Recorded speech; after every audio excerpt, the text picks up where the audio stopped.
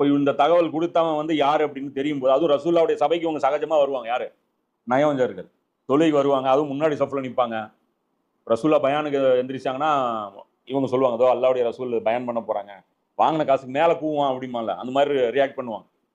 Abu Bakr, உமர்லாம் அமைதியா உட்கார்ந்துட்டு இருப்பாங்க. இவன் எந்திரிச்சு ஏதோ இவங்க தான் அவங்களோட பயங்கரமான ஈமான் இருக்கிற மாரியும். சில பேர் பார்த்தீங்கன்னா, அது தெரியும். சில கட்சிகள்ல இருப்பாங்க, சில அமைப்புகள்ல இருப்பாங்க. ஓவரா ஆக்ட் பண்ணுவாங்க. அவங்களுடைய அந்த செயல பார்த்தா தெரிஞ்சுக்கணும், இவன் வந்துட்டு மத்தவங்களுக்கு காட்டுறதுக்காக, செய்றதுக்காக இவன் போட்டி போடுறான். அல்லாஹ்வுக்காக செயல்படுறவன் என்ன நெனச்சுக்க மாட்டான். தனக்கு கிரெடிட் கிடைக்கணும்னு ஒரு காலத்திலும் நெனச்சுக்கவே மாட்டான். இப்ப நான் உதாரணத்துக்கு நான் ஒரு வேலை செஞ்சேன். இன்னொருத்தன் செய்றான். உதாரணத்துக்கு இப்ப வந்து பார்க்குறான், செட்டப்லாம் ரொம்ப அருமையா இருக்கு. ஒரு மீட்டிங் நடத்துறீங்க. செட்டப் அருமையா இருக்கு. அந்த இடத்துல ஒருத்தன் வந்து மக்கள் பேசிக்கிறாங்க. என்ன பேசிக்கிறாங்க?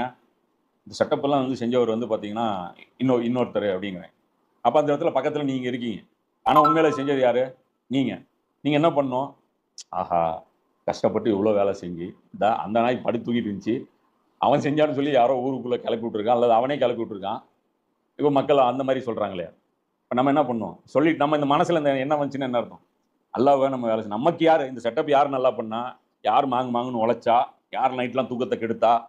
யார் வந்து தன்னுடைய உடல வந்து தன்னோட எல்லாம் தியாகங்கள் பண்ணா? அது அல்லாஹ்வுக்கு தெரிஞ்சா போதும். அத பெருசா போட்டு நம்ம வந்து அழட்டிக்க வேண்டியதில்ல. இப்ப இதெல்லாம் எதுக்காக சொல்றேன் அப்படின்னா, இந்த ஓவர் பில்டப் குடுப்பாய்ங்க.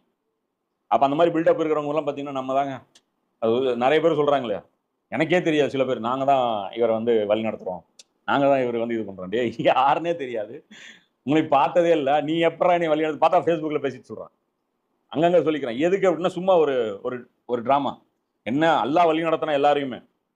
என்ன இதுல வந்து இவங்க என்ன பண்ணிக்கிறாங்க, இது மாரியான விஷயங்கள் பண்றாங்க. அப்ப இந்த இடத்துல அல்லாஹ் என்ன சொல்றான்? திட்டலாம். தப்பு கிடையாது. பாதிக்கப்பட்டவன் திட்டலாம். ஆனா, அல்லாஹ் வந்து என்ன சொல்றான்? மத்தவங்க திட்டக்கூடாது அப்படின்னு ஃபர்ஸ்ட் விஷயம் சொல்றான். 2வது விஷயம் அல்லாஹ் என்ன சொல்றான்? ஆனால் நீங்கள் வெளிப்படையாகவும், மறைவாகவும் நற்செயலை செய்த வண்ணம் இருங்கள். இந்த மாதிரி பேச இருக்குது. கெட்ட வார்த்தை பேசுறதுக்கு இடம் அனுமதி இருக்குதுன்னு வச்சுக்கிட்டாலும், குறைந்தபட்சம் அவர்களை மன்னித்து விடுங்கள். அல்லாஹ் என்ன சொல்றான்? மன்னிச்சு அவங்கள விட்டுருங்க. உல்டா 2 விஷயம் சொல்றான் பாரு. 1 அவங்கள மன்னிச்சிரணுமா, 2வது என்ன அப்படின்னா, மறைவாகவும் நற்செயலை வெளிப்படையாகவும் நற்செயலை செய்த வண்ணம் இருங்கள். அவங்களுக்கு நல்லது செய்யுங்க. யாருக்கு? யாருனால உங்களுக்கு பாதிப்பு ஏற்பட்டதோ அவங்களுக்கு நல்லது செய்யுங்கங்கிறான். இது சொல்றான். இது நம்மளால முடியவே முடியாத விஷயம். கடைசி கட்டம் என்ன அப்படின்னா, குறைஞ்சபட்சம் அவன் மேல அவனுக்கு எதிரா எந்த நடவடிக்கையும் எடுக்காம விட்டுருங்க. அவன் போக்குல விட்டுருங்க. அவ்வாறு செய்தால் அவன் முழு அநீதியார்களின் தீங்கை மன்னித்து விடுங்கள். அவ்வாறு செய்தால் தண்டனை வழங்க அவன் முழு ஆற்றல் பெற்றிருக்கிறான். ஆயினும் அவன் பெரிதும் மன்னிப்பவனாக இருக்கிறான். இப்படி நீங்க அவன மன்னிச்சு விட்டுட்டீங்க அப்படின்னா, அந்த குற்றத்துக்கு நான் தண்டனை பழி வாங்கிக்குவேன். எல்லாம் சொல்றான். நீங்க அவன மன்னிச்சு விட்டுருங்க. அவன அவாய்ட் பண்ணிருங்க. அவன நான் டீல் பண்ணிக்கிறேன்.